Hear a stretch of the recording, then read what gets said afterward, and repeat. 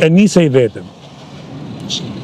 Kush është kërkesa dhe çfarë pretit të realizosh me këtë protestë? Protestat gjithmonë janë shëndetshme, por fatkeqësisht në tranzicionin 30 vjeçar shqiptar nuk ka ndryshuar në ndonjë gjë ose ka ndryshuar në rrethin vicioz të dy partive kryesore.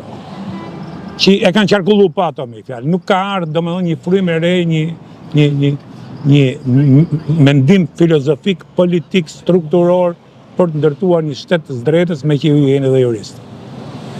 Po të ishte lehtë, ishte ndodhur që në fillim kjo punë apo kishin bërë të tjerë, është e vështirë, shumë e vështirë. E rëndësishme është qëndrueshmëria. Ne them gjithmonë i krahasim Shkëmbi dhe Dauga janë të pakrahasueshme në forcë, Shkëmbi shumë i fortë, Dauga nuk e ka atë fuqi, atë koncentrim, por luftën në fund e fiton Dauga, e fiton sepse është me vendos. Ndër vite e gryen dhe derisa e bën zhavor, e bën rër praktikisht.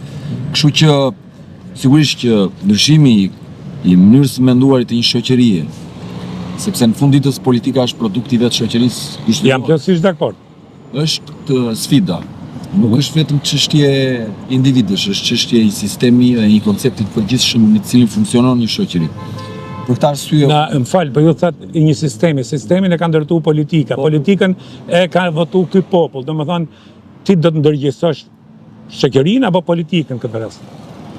Absolutisht shoqërinë. Ju vetë thatë që kjo politikë është rezultat i kësaj shoqërie. Kjo politikë është rezultati i shoqërisë në cilën është zhvilluar, por ki parasysh që komet i udhëheqin elitat, komet i prosperojnë elitat. Dhe presupozohet që ata që kanë marrë besimin e popullit, elita që duhet ta drejtojë popullin, këtu në Shqipëri ka abuzuar dhe ka keq përdorur gjithë të besim.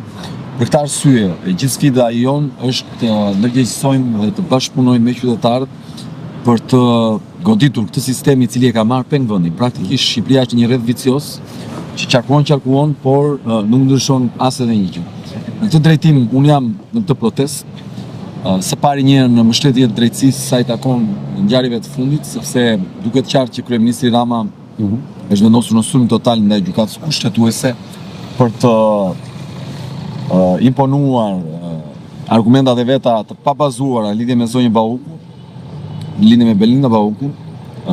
Edi Rama thotë që pezullimi i saj është antikushtetues për sa kohë nuk mund ndërhyjet në kompetencat e një pushteti tjetër.